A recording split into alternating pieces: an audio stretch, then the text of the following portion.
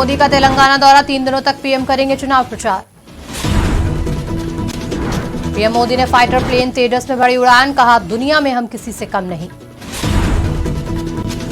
PM Modi की सुरक्षा में चूक मामले में कार्रवाई, भटिंडा के एसपी हुए सस्पेंड, ड्यूटी में लापरवाही के लगे आरोप। यूपी विधानसभा का शीतकालीन सत्र 28 से शुरू, इस बार सदन में माननीय नहीं ले जा सकेंगे झंडे, बैनर और मोबाइल। सुरंग में फंसे श्रमिकों को अभी और इंतजार करना होगा, रेस्क्यू ऑपरेशन में अभी लग सकता है लंबा वक्त। नमस्कार, स्वागत है आपका आज की खबर में। मैं हूं आपके साथ रागिनी सिंह राठौर। रुक करते हैं दिन भर की बड़ी खबरों का। प्रधानमंत्री नरेंद्र मोदी 3 दिनों के प्रचार अभियान के लिए तेलंगाना में हैं। शनिवार को पहले दिन उन्होंने तेलंगाना के मुख्यमंत्री के चंद्रशेखर राव और उनकी नीतियों पर जोरदार हमला किया। उन्होंने कहा कि केसीआर ने प्रदेश की जनता के साथ बड़ा विश्वासघात किया है। पीएम मोदी ने कहा कि सरकार बनने से पहले उन्होंने वादा किया था कि प्रदेश का मुख्यमंत्री कोई दलित होगा, लेकिन वो खुद ही बैठ गए। ये जनता के साथ धोखा है। प्रधानमंत्री मोदी ने तेलंगाना के कामारेड्डी में चुनावी रैली को संबोधित करते हुए कहा कि पूरे प्रदेश में बदलाव की लहर दिख रही है। 3 दिसंबर को जनता नतीजे भी देखेगी।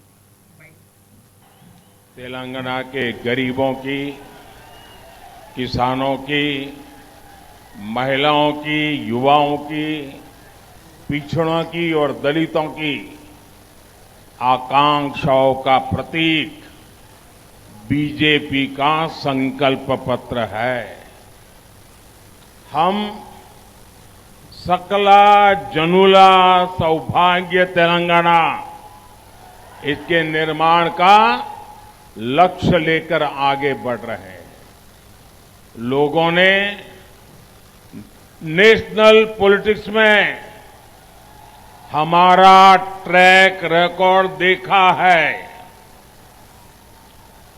बीजेपी जो कहती है वो करके दिखाती है। हमने वादा किया था कि आर्टिकल 370 को खत्म करेंगे, वादा पूरा हुआ।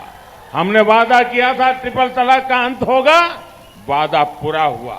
हमने संसद में महिला आरक्षण की बात कही थी, वादा पूरा हुआ। हमने किसानों को 1.5 गुना एमएसपी की गारंटी दी थी, वादा पूरा हुआ। हमने अपने सैनिकों को 1 रैंक 1 पेंशन का संकल्प दिया था, वादा पूरा हुआ। हमने वादा किया था कि राम मंदिर अवश्य बनेगा, वादा पूरा हो रहा है। और साथियों, हमने तेलंगाना के लोगों से टर्मरिक बोर्ड का बनाने का वायदा किया था। ये वायदा भी बीजेपी सरकार ने पूरा करके दिखाया। हमने आपसे सेंट्रल ट्राइबल यूनिवर्सिटी का वायदा किया था, बीजेपी सरकार ने आपसे ये वायदा भी पूरा करके दिखाया।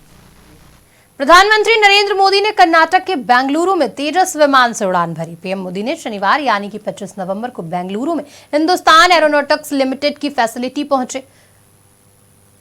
पीएम के मुताबिक उन्होंने तेजस की मैन्युफैक्चरिंग हब का निरीक्षण किया। उड़ान के बाद पीएम मोदी ने सोशल मीडिया पर पोस्ट किया। उन्होंने लिखा, तेजस पर सफलतापूर्वक उड़ान पूरी की, यह अनुभव अविश्वसनीय था। इस सब अनुभव ने हमारे देश की स्वदेशी क्षमताओं में मेरे विश्वास को काफी हद तक बढ़ा दिया है। जानकारी के मुताबिक सरकार ने देश की रक्षा तैयारियों को बढ़ाने और स्वदेशीकरण के लिए जो बड़ा कदम उठाया है, उनमें तेजस विमान भी शामिल है। पहला विमान 2016 में वायुसेना में शामिल किया गया था। वर्तमान में आईएएफ के 2 स्क्वाड्रन, 45 स्क्वाड्रन और 18 स्क्वाड्रन एलसीए तेजस के साथ पूरी तरह से काम कर रही है।